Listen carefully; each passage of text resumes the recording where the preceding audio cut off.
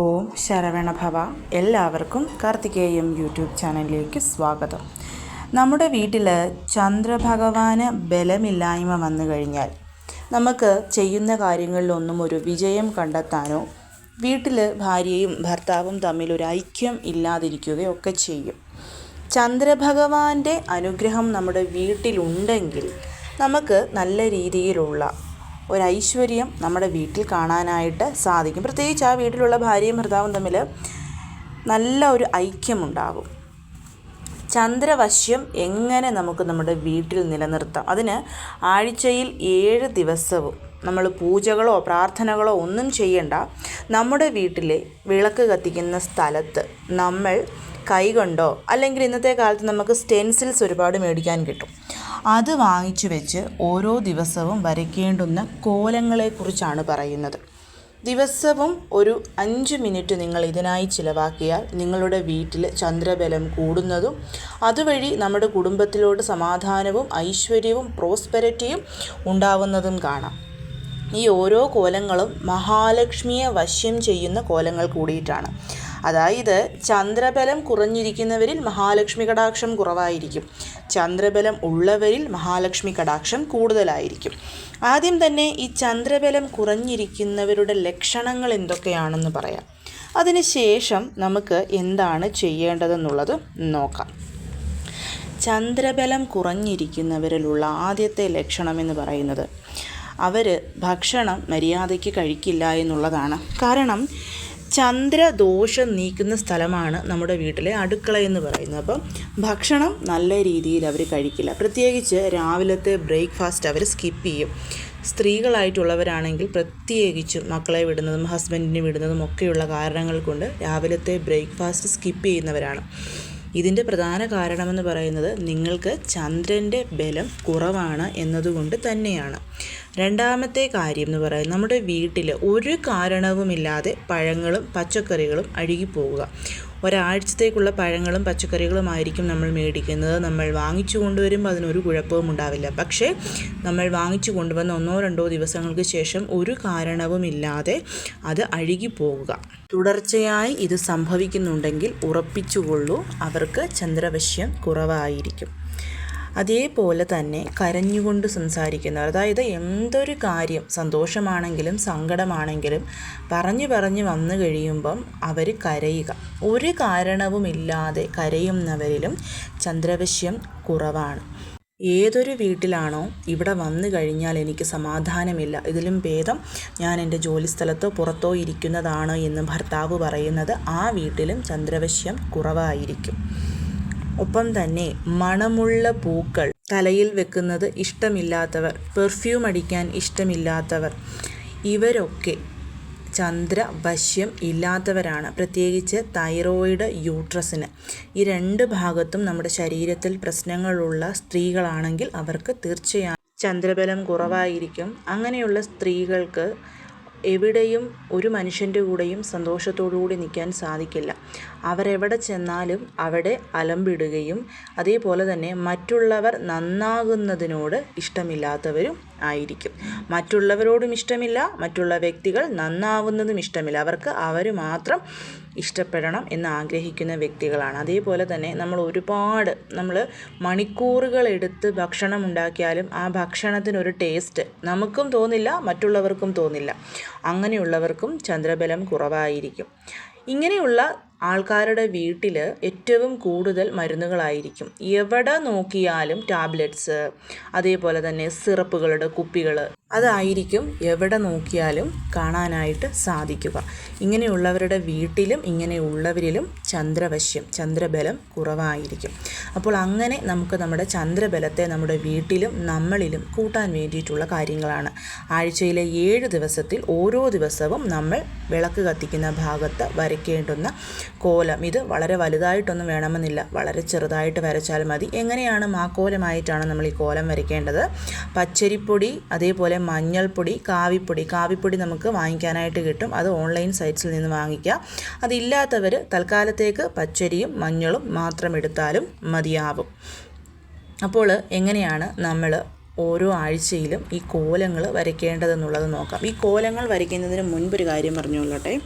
ഞാൻ നിങ്ങളോട് ലക്ഷ്മി പൂജ ചെയ്യുന്നതിന് മുൻപ് ചന്ദ്രബലം നമുക്കുണ്ടാവാൻ തൈര് തേച്ച് കുളിക്കണം എന്ന് പറഞ്ഞിരുന്നു. അത് ആഴ്ചയിൽ എല്ലാ ദിവസവും ചെയ്യണമെന്നില്ല. ചൊവ്വ, വെള്ളി, പൗർണമി പോലുള്ള ദിവസങ്ങളിൽ അത് ചെയ്യാനായിട്ട് ശ്രമിക്കണം. എല്ലാ ദിവസവും നമ്മൾ തൈര് തേച്ച് കുളിച്ചാൽ തീർച്ചയായും നമ്മളിൽ ചന്ദ്രബലം വർദ്ധിക്കും. ഞാൻ ഈ പറഞ്ഞ ലക്ഷണങ്ങൾ നിങ്ങളിൽ കാണുന്നുണ്ടെങ്കിൽ തീർച്ചയായും നിങ്ങളിതൊരു ശീലമാക്കിക്കോളൂ, ഈ ഒരു തൈര് തേച്ച് കുളിക്കുന്നത്.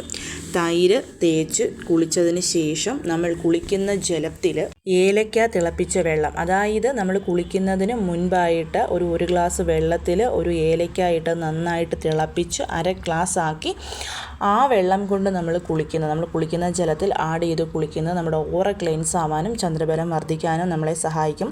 പ്രത്യേകിച്ച് നമ്മളിൽ നല്ല രീതിയിലുള്ളൊരു സ്മെല്ലുണ്ടാവും, അതായത് നല്ല മണം നമ്മുടെ ശരീരത്തുണ്ടാവും. പച്ചക്കർപ്പൂരം കൂടി ആഡ് ചെയ്യാതെ, ഞാൻ പറഞ്ഞല്ലോ പൊടിച്ച് ചേർത്താൽ മതിയാകും, അതും കൂടിയിട്ട് ആഡ് ചെയ്താൽ നല്ലതാണ്. അപ്പോൾ ഇങ്ങനെ നമ്മൾ കുളിച്ച് ശുദ്ധമായിട്ട് വരിക. ഇത് ചെയ്യുന്നതിന് മുൻപ് ഒരു കാര്യം കൂടി പറഞ്ഞോളട്ടെ. വീട് മുഴുവൻ പൊടിപടലങ്ങളും ചെലന്തി വലകളും കച്ചറകളും കഴുകാത്ത തുണിയും ഒക്കെ കൂട്ടിയിട്ടിട്ട് നമ്മളിത് ചെയ്താൽ ഒരിക്കലും നമുക്കൊരു ഫലമുണ്ടാവില്ല. വൃത്തി വളരെ മസ്റ്റാണ്.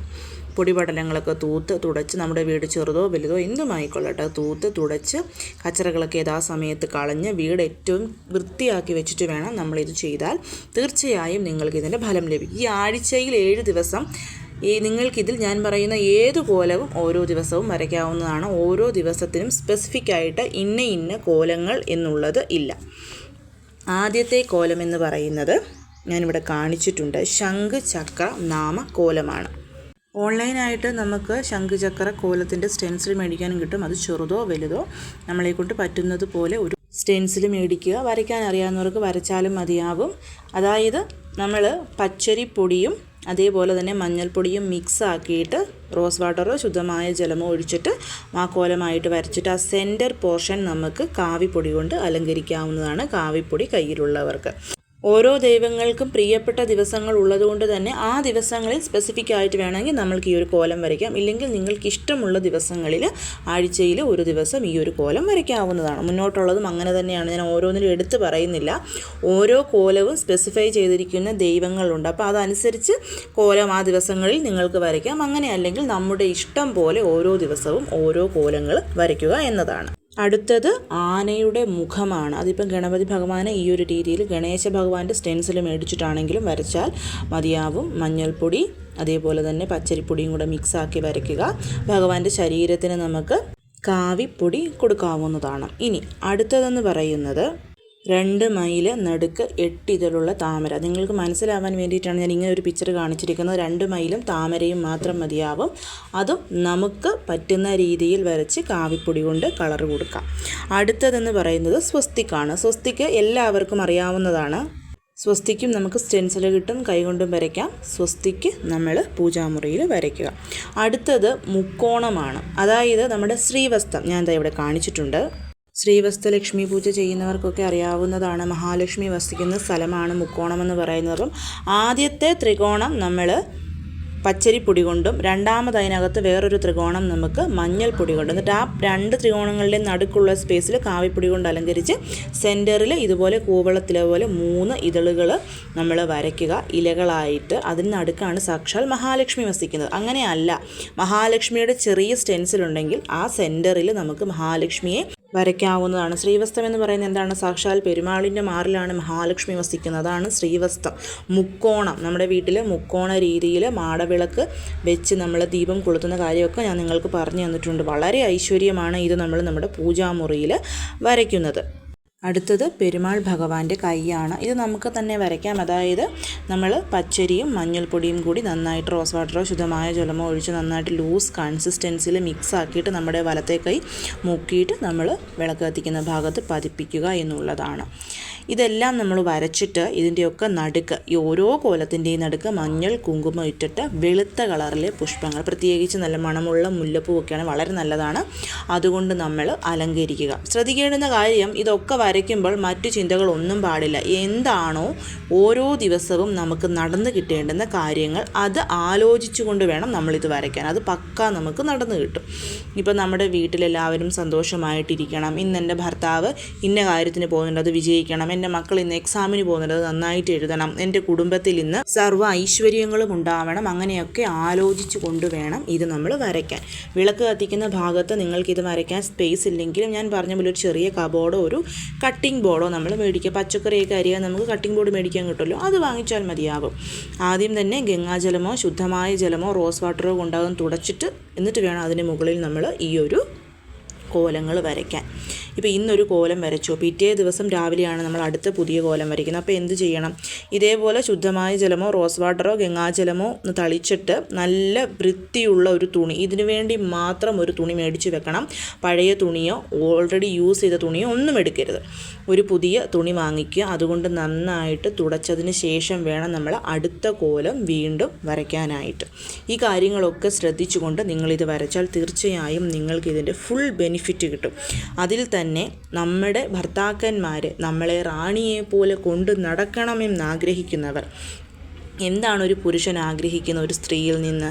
നല്ല വാക്ക്, നല്ല ഭക്ഷണം, അതേപോലെ തന്നെ ഉറക്കത്തിലും അവൾ ദേവിയായിട്ട് തന്നെ ഇരുന്നാൽ തീർച്ചയായിട്ടും അങ്ങനെയുള്ള ഭാര്യമാരോട് ഭർത്താക്കന്മാർക്കൊരു പ്രത്യേക ഇഷ്ടമുണ്ടാകും.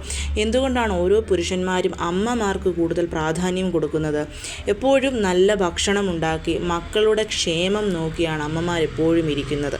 അവർ ഉറങ്ങുന്ന സമയത്താണെങ്കിലും ഉണർന്നിരിക്കുന്ന സമയത്താണെങ്കിലും ഭക്ഷണം കഴിക്കുമ്പോഴാണെങ്കിലും നല്ല വാക്കുകൾ പറഞ്ഞ്, ഉറങ്ങാൻ പോകുമ്പോഴും എല്ലാ ടെൻഷനും ഒഴിച്ച് നല്ല പോണം പോയി സമാധാനത്തോടെ ഉറങ്ങുമെന്ന് പറഞ്ഞ് നമ്മൾ നമ്മുടെ ഭർത്താക്കന്മാരെ അവരുടെ അമ്മമാർ വിടുന്നത് കൊണ്ടാണ് ഈ പ്രത്യേകിച്ച് ഈ ആൺമക്കൾക്ക് അമ്മമാരോടൊരു ഇഷ്ടം കൂടുതലെന്ന് പറയുന്നത്. അപ്പം നമ്മളും അതേപോലെ അവരെ കണ്ടാൽ തീർച്ചയായും നമ്മുടെ വീടൊരു സ്വർഗമാകും. നല്ലിപ്പം ചിലരുണ്ടാക്കുന്ന ഭക്ഷണത്തിന് ടേസ്റ്റ് ഉണ്ടാവില്ല, അത് സമ്മതിക്കുന്നു. അപ്പോൾ നമ്മൾ എന്ത് ചെയ്യണം? നമ്മൾ മനസ്സിൽ അന്നപൂർണേശ്വരിയോട് പ്രാർത്ഥിച്ച് ഇതേപോലെയുള്ള കാര്യങ്ങൾ ചെയ്യുമ്പോൾ ഓട്ടോമാറ്റിക്കലി ചന്ദ്രബലം വർദ്ധിക്കും. അപ്പം നമ്മൾ ഉണ്ടാക്കുന്ന ഭക്ഷണത്തിനും ആ ഒരു ടേസ്റ്റ് ഉണ്ടാവും. അതുവഴി ഭർത്താക്കന്മാരെ നമ്മളിലോട്ട് കൂടുതൽ അടുപ്പിക്കാനും അവർ പിന്നെ നമ്മളെ കൈവെള്ളയിൽ വെച്ച് കൊണ്ടു നടക്കാനും ഒക്കെ ഇങ്ങനെ ചെയ്യുന്നത് വഴി കാരണമാകും. ഒരുപാട് പൂജകൾ, പ്രാർത്ഥനകൾ, അതേപോലെ തന്നെ മന്ത്രജപങ്ങൾ, ക്ഷേത്രകാര്യങ്ങൾ, ഇതൊക്കെ ചെയ്യുന്നതിനോടൊപ്പം, അത് ചെയ്യരുതെന്നല്ല, അതിനോടൊപ്പം ഇതുപോലെയുള്ള കുഞ്ഞു കുഞ്ഞു കാര്യങ്ങളും കൂടി നമ്മൾ പാലിച്ചു കഴിഞ്ഞാൽ തീർച്ചയായിട്ടും അതിനൊരു ഫലം നമുക്കുണ്ടാകും. കേരളത്തിന് വെളിയിലോട്ടുള്ള ഓരോ സംസ്ഥാനങ്ങൾ നിങ്ങൾ എടുത്തു നോക്കി. എനിക്ക് ഏറ്റവും യൂഷ്വലി പരിചയമുള്ളത് കർണാടക, തമിഴ്നാട്, മഹാരാഷ്ട്ര, ഈ 3 സ്ഥലങ്ങൾ എനിക്ക് നല്ല പരിചയമാണ്.